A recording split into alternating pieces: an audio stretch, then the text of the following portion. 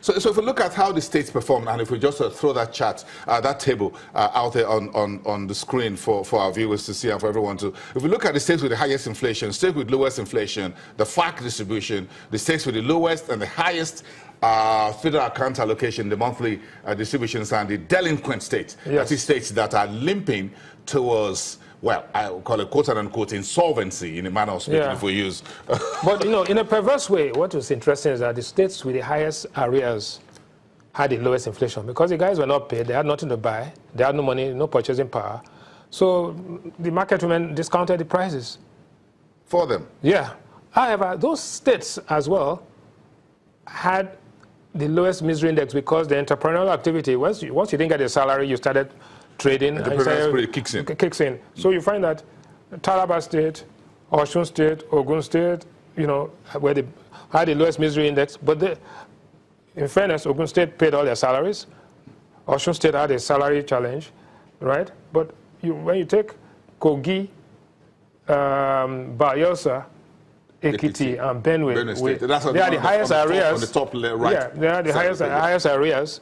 And they begin to kick in with the kind of lowest inflation rates. So Kogi State had 8 to 16 months arrears, Bayelsa 5 to 10 months arrears, Ekiti 5 to 8 months, and Benue 5 to 8 months. While the states with the lowest salary arrears were Kano, Kaduna, Lagos, and Sokoto, which was quite interesting. And you know, we begin to see that. And again, states with the lowest inflation rate: Ondo, Imo has arrears, right? Bayelsa, again, low inflation. Delta, where they're struggling with their salaries and all that. And Kogi State as well. So you can see that relationship. It's quite interesting. The middle part of this conversation, what you put out there is the FAAC allocation, how we share the oil money on 30 days, make 1 month basis. Yes. So we shared quite a lot of money last year. Absolutely. And these are heavy. Look at the states with the double digits.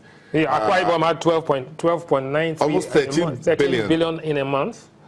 Delta this is not annual. No, and I want to clarify that for our viewers. What they see there on Akwa Ibom, 12.93 billion average, was not for the whole year. No, not for the whole year, of course. But just an average. Yes. So if I do a simple math, Akwa Ibom will get about 120 billion. Yeah, but Akwa Ibom is budgeting almost God knows how much, you know. But again, Delta 12.81, River State 11.24. These were the last ones we had. Bayelsa 10.10. And Lagos 7.68. So those are significant numbers. Simple question, Mr. Wani. What will change between our expenditure and investments behavior in the new year? Because it looks like we just took all this money in 2017 and well, let me be very careful here, we blew it. No, there are two things. One, the rate of exchange which is used to pay the states is 305.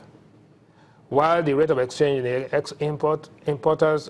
investor export window is 360, right? So there's 55 naira a dollar which the states are being shortchanged with, right? By the federal government, I mean, or the central bank, you know. So if you give them the 55 naira per dollar more, then they will not have the difficulty they have. But the point is that if you cannot manage 1 million, you can't manage 1 billion. If these guys are going to be extravagant and wasteful, they will also waste the 55 naira to a dollar. But the fact that I'm going to waste it, let me be the judge of my own destiny. You don't have to do, because even the federal government themselves has engaged in some wasteful expenditure. But the federal government gas is on also at 305. Yes. Yes. But then the federal government owns the agency that keeps the balance. Oh, okay. I got that. We understand what that means. Yes. But my question again, what will change? What would you like to see? What will change is that there will be... there has to be greater awareness and greater questioning of what are the states spending the money on? What's the legislation spending the money on? What are they doing? So people are beginning to question this, but not loud enough. The governors, the state members of assembly, the president, the ministers have to hear the voice of the people that, look, what are you doing with our money? Right? Because on one hand, you have Kemi Adeosun says, I want to collect more taxes, improve tax collection, I'm going to block leakages.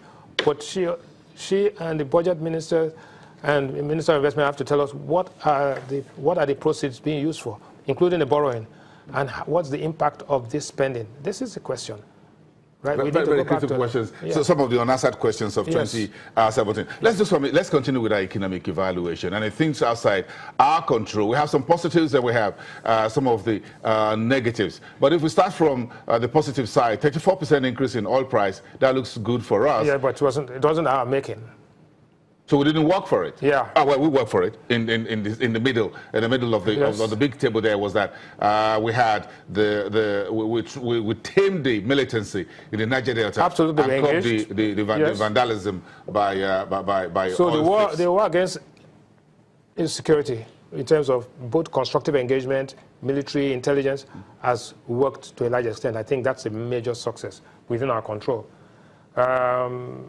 You know, Nigerian subscribers and telephones went up to 146 million subscribers. Okay, some of you have 5 SIM cards and all that. Mm-hmm. You know, negative things are Papa gridlock and Etisalat failed, right? And rising unemployment and unemployment, we didn't attack that.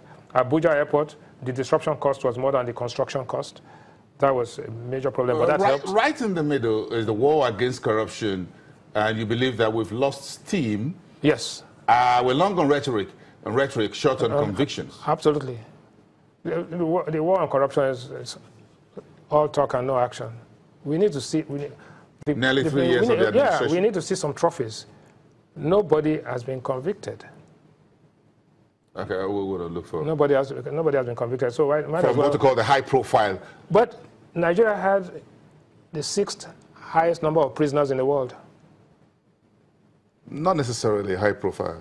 Well, no, but they're prisoners, you know, and that's quite significant. Okay. But America has, we have 68,000 prisoners. America has 2 million prisoners. That's the population of almost a country. Yeah. Yes.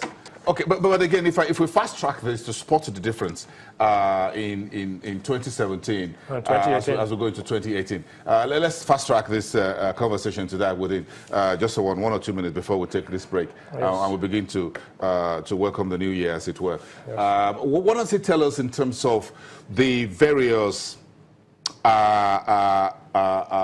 points of economic issues and the trajectory they had in 2017? What was clear was that every quarter saw an improvement in 5 of the 6 variables.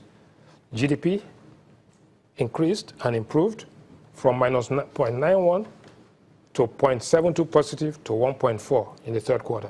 Okay, right? Let's take it up from there, Mr. Rwane. Yes. Let's take a quick break. Let's take it from there. Just hold on your thoughts. We have about 2 minutes. We'll return to the conversation. The first word in 2018 on Business Morning.